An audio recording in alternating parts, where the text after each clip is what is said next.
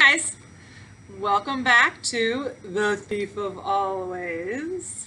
If you remember, it was Christmas time in chapter 7 and the whole house was transformed and decorated for Christmas, and Harvey thought that there's no way that Mr. Hood would be able to recreate his ark that his dad had made for him, and then what was right there under the tree, a perfect replica of a toy that his dad had made years and years ago that only he had ever seen or knew about. Chapter 8 is titled Hungry Waters. Well, that first day in the holiday house, with all of its seasons and its spectacles, set the pattern for many that were to follow. When Harvey woke the following morning, the sun was once again pouring through a crack in the curtains, but this time it lay in a warm pool on the pillow beside him. He sat up with a shout and a smile, and either one or the other, and sometimes both, remained on his lips for the rest of the day. There was plenty to do.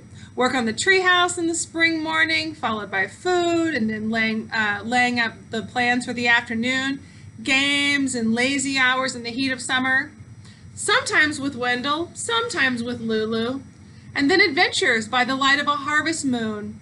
And finally, when the winter wind had blown out the flames in the pumpkins' heads and carpeted the grounds with snow, chilly fun for them all out in the frosty air, and a warm Christmas welcome when they were done. So day after day after day, this is his routine now. It was a day of holidays. The third as fine as the second, and the fourth as fine as the third. And very soon, Harvey began to forget that there was a dull world outside beyond that wall, where the great beast of February was still sleeping its tedious sleep. His only reminder of the life he'd left, besides a second telephone call he'd made to his mom and dad, just to tell them that all was well, was the present that he'd wished for and received that first Christmas, his ark. He thought several times of trying it out on the lake to see if it would float, but it wasn't until the afternoon on the 7th day that he got around to doing so. Wendell had made a real glutton of himself at lunch, and he had declared that it was far too hot to play. So Harvey wandered down to the lake on his own, with the ark tucked under his arm.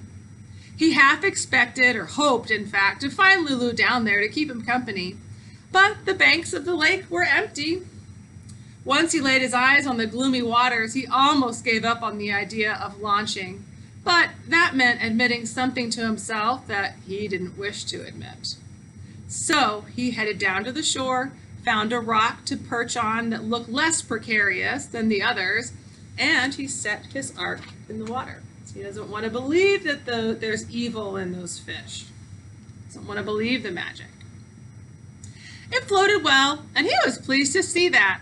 He pushed it to and fro for a little while, and then lifted it out and peered inside to see if it was leaking. It was quite watertight, however, so he set it back on the lake and pushed it out again.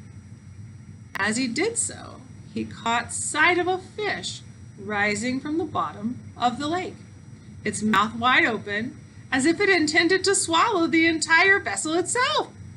He reached out to snatch the ark from the water before it was either sunk or devoured, but in his haste, or in his hurry, he lost his footing on the slime-slickened rock, and with a cry, he fell into the lake.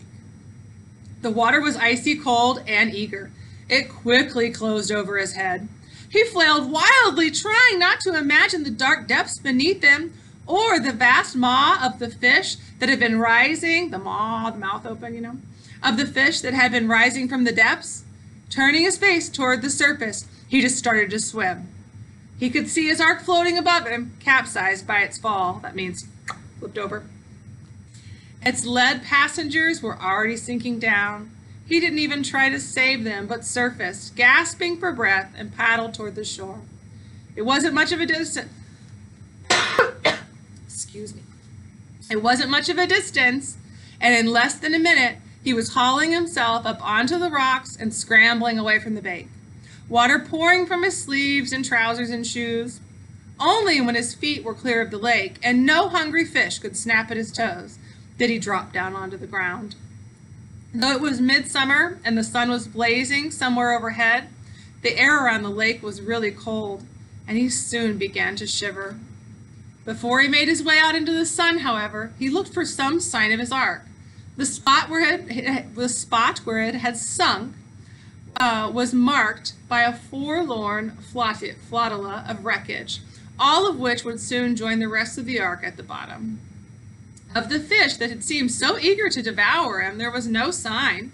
Perhaps it swum down into the depths to chew on the drowned menagerie.